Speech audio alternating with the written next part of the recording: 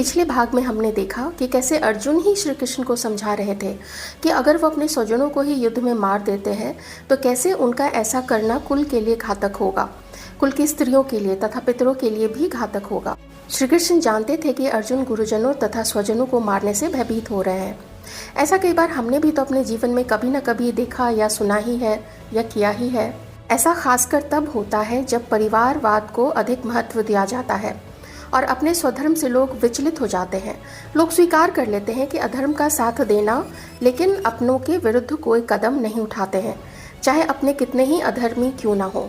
आइए अब अध्याय 2 की तरफ चलते हैं, जो कि सांख्य योग है। श्लोक संख्या 1। संजय उवाच तम तथा गरुडयाविष्टम सुपूर्णा कुलेक्षणम विषिदन्तमिदं वाक्यमुवाच मधुसूदनः। संजय ने धृतराष्ट्र से कहा।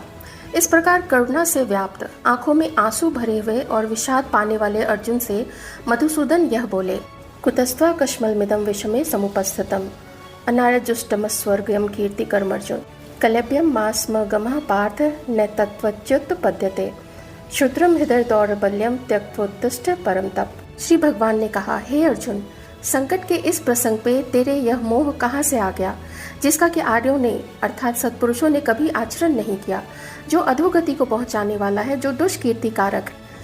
इस पर श्लोक संख्या 3 में अर्जुन कहते हैं, कथम भीष्म महम संख्ये द्रोणम च मधुसूदन इशुभे प्रतियोत्स्यामि पूजा रहा वरिसूदन। यहाँ पे मधुसूदन शब्द का प्रयोग भगवान श्री हरि के लिए किया गया है, क्योंकि उन्होंने मधु नाम के दानव का वध किया था।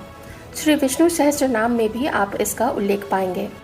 श्लोक संख्या 3 में अर्जुन के विषादग्रस्त हो जाने पे भगवान कहते हैं, हे पार्थ, ऐसा नामर्द मत हो, यह तुझे शोभा नहीं देता।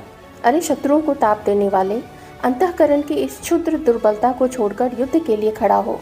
श्री भगवान ने कहा कि संकट की इस घड़ी में तुम्हारे मन में अपने प्रियजनों के प्रति इतना मोह क्यों हो गया है। अब जबकि यह धर्म युद्ध आरंभ होने जा रहा है, तब तुम्हारे मन में मोह जनित ये कायरता के भाव कहाँ से आ गए। ये समय शस्त्र उठाने का है और युद्ध करने का है, और तुम दुहाई दे रहे हो कि यह मेरा भाई है, यह मेरा भतीजा है, ये मेरे गुरुजन है, ये मेरे गुरु है, ये मेरे दादाजी हैं।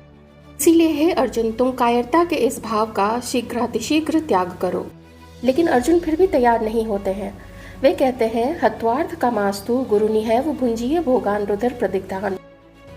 अर्जुन श्री भगवान से कहते हैं कि अपने गुरुजनों को, भाई को मारकर अगर मुझे राज्य या स्वर्ग का राज्य भी मिल जाए, त्रिलोकी का भी राज्य मिल जाए, तो भी मैं वो राज्य लेने के बजाय भीख मांगकर पेट भरना ज़्यादा बेहतर समझूंगा।